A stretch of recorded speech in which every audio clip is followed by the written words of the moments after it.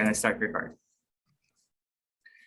Hello, everybody. Here is Dr. Lucas Sustinani. Today, it's a very important here for the channel because I'm recording a video straight from New York and from Madri. We have here Dr. Sergio Vaño, one of the biggest hair specialists in Spain and I think in the world. So it's a very nice pleasure to have you here, Doctor. Thank you, Lucas. It's a pleasure for me to be here. Thank you very much for the invitation. Good. Could you present yourself, Doctor? Because there's so many specialties that you do, so many studies. I think it's better to you talk a little bit about yourself to people that watching you to know more about you, please. Well, thank you. I'm a dermatologist. I work in Madrid. I work in the private practice as well as in the public hospital. I direct the hair disorders unit at Ramon y Cajal Hospital. And we have many training and research activities. In the hospital, we direct a master in trichology and hair transplantation. And I'm passionate about trichology and the medical and surgical treatment of different types of alopecias. Oh, very nice. People that watch me on YouTube knows that I become bald very young. I'm gonna show my photo when I turned 25 years old. I don't know if you can see my photo. Yes, yes. Yeah, I become very bald with 25, 26 years old, so I decided to study trichology. And today I have a hair transplantation and a beard transplantation, so I have much more hair than when I started. And why did you decide to become a trichologist and study hair disease?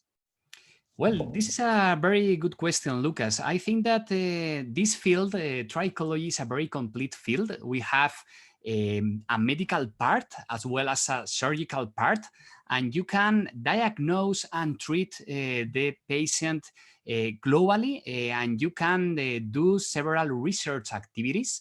It's really fascinating because we don't only treat patients with androgenetic alopecia, but also with other different types and rare alopecias like alopecia areata, scarring alopecias. So I think that we really can help the patients with the current medical treatments, and we can finally improve their quality of lives. That is very, very satisfying for us.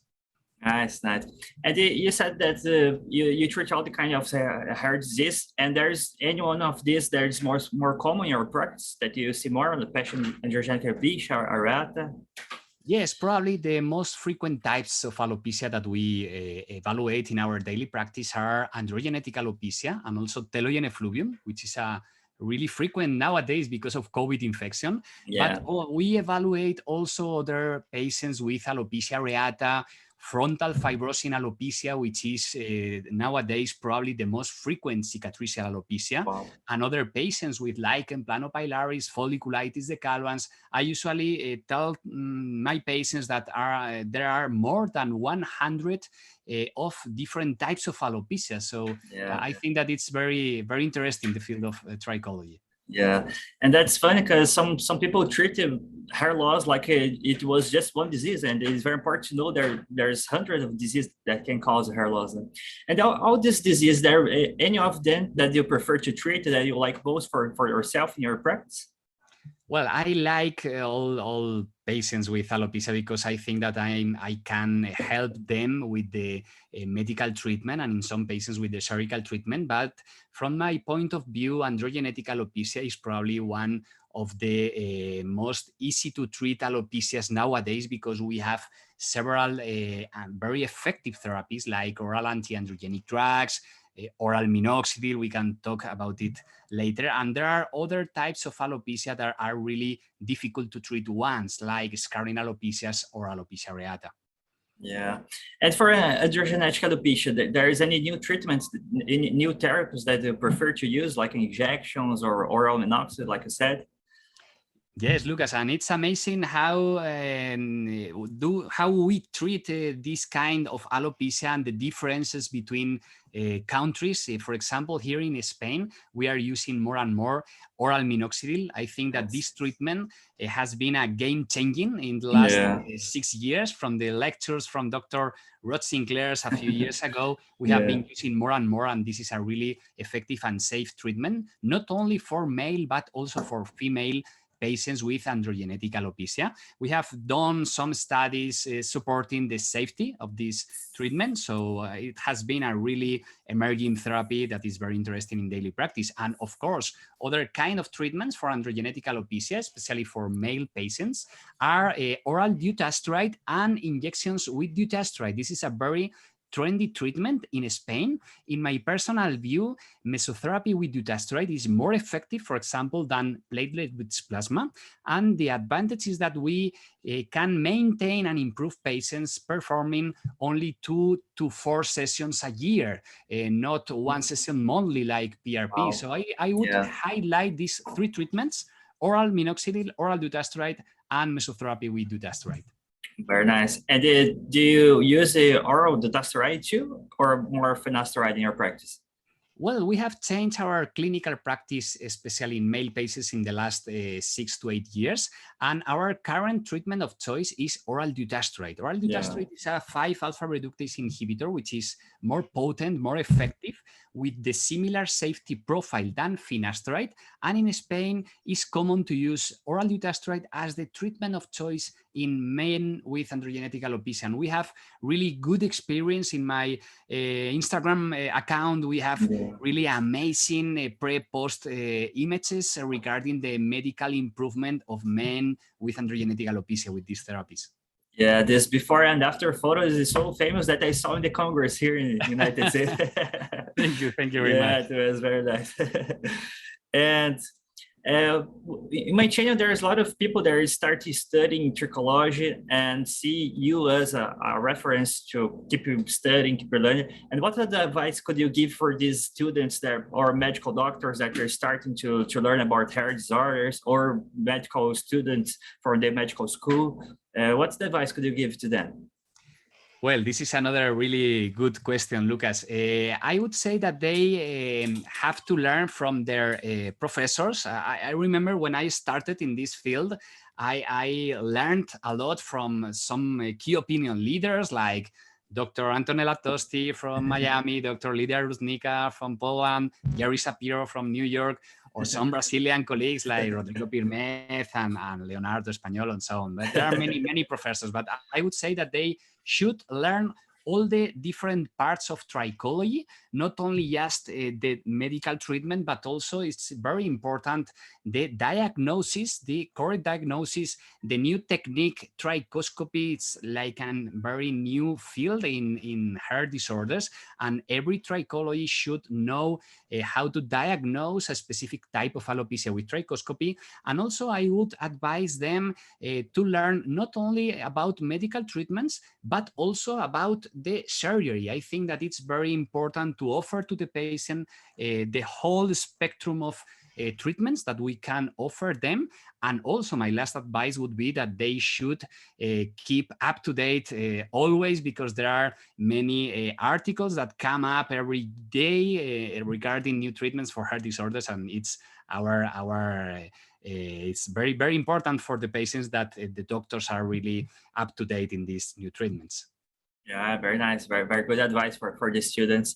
And it's funny because the world's so big and there's so many doctors in the world, but when we talk about hair, we always talk about the same doctor. Like you said, Dr. Antonella Toshi, Dr. Jerry Shapiro from here, from New York, and Dr. Rodney Sinclair. So it's very nice to see this community, this international community of doctors. And I see you like a reference, a word reference for hair loss treatment. And what do you think is your inspiration to keep studying, to keep going forward, to learn more? There's someone that some professor, or someone that you see as inspiration for you? Yes, well, I have to highlight in Spain, Professor Paco Camacho, Francisco Camacho, and Dr. Ramon Grimalt. They have been my inspiration, and of course, all these international experts, starting from Rodney Sinclair in Melbourne and finishing with Tosti or with Jerry Shapiro. I think that it's a very nice field. It's very trendy nowadays in our specialty in dermatology.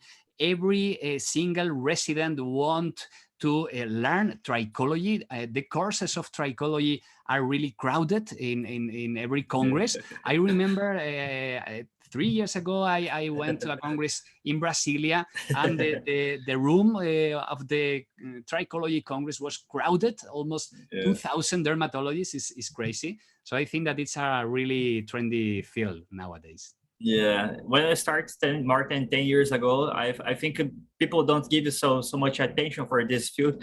So the most part of my friends, doctors, didn't like to treat. I didn't like to hear the story of the patient because sometimes take a long time. So for me, it was hard to start because I have to travel from Brazil to other countries. I went to Australia and I went to Italy to study with Dr. Tenho. So it's very nice to know that today we have more fields of this knowledge.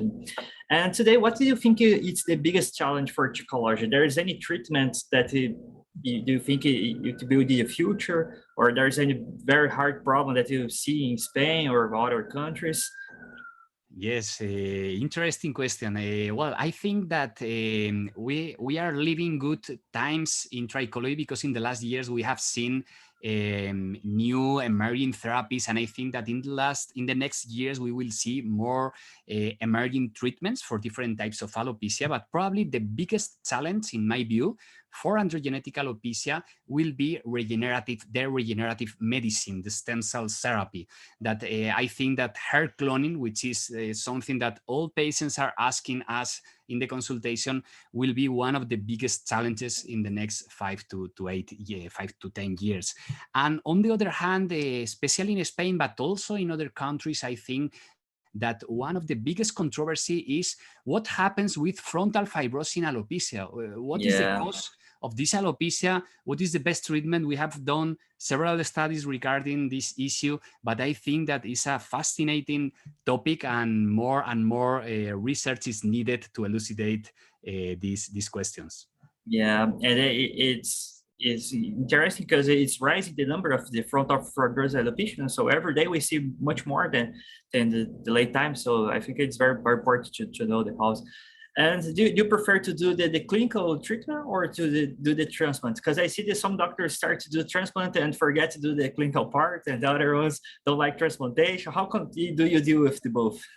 Yes, in my personal view, I think that it's mandatory to perform, first of all, the medical treatment to stabilize the alopecia of the patient, and after 1 year or at least 6 months, to consider the surgical treatment. But it's mandatory to combine both treatments. If we operate a patient, a young patient, we do a hair transplantation without medical therapy, the transplanted hair will not become thinner, but the non-transplanted hair will worsen over time, so the result will not be natural. So I think it's very important. In Spain, the majority of patients usually think about, I want to do a hair transplant, to receive a hair transplant, it's going to be the final solution. And I always explain to them that no, we have to start with the medical treatment, stabilize the alopecia. In some patients, even the medical treatment will avoid the hair transplantation because of the improvement with the current therapy. So I definitely, I think that it's mandatory to start with the medical treatment. Yeah, I think this idea surged because of the Turkey. Some people go to Turkey to do the hair transplantation, and they sell this surgery like it's the final result is the best thing to do without the treatment. So I think people in Brazil and here US, I see the same thing. They like to do the transplant because they think it's gonna solve all the problem. But I think it's very important to do the treatment together. Well, very nice, Doctor. It was a great pleasure to talk to you. I am sure that the students and the people that are going to watch will like a lot of this interview. Thank you very much again to take your time to record this. I hope to meet you personally in the next Congress. You have a presentation this Congress here in Tampa or not this time? No, I couldn't travel to Tampa, but we will travel hopefully to Sorrento to the World Congress of Trichology, cool. And we will meet Dr. Tosti and other friends. And cool. I want to say thank you very much, Lucas. I want to congratulate you because of your intense social network activities. Very important to keep the patients informed about the new treatments. So thank you very much. It has been a pleasure for me to participate in this interview. Yeah, thank you very much. Bye-bye.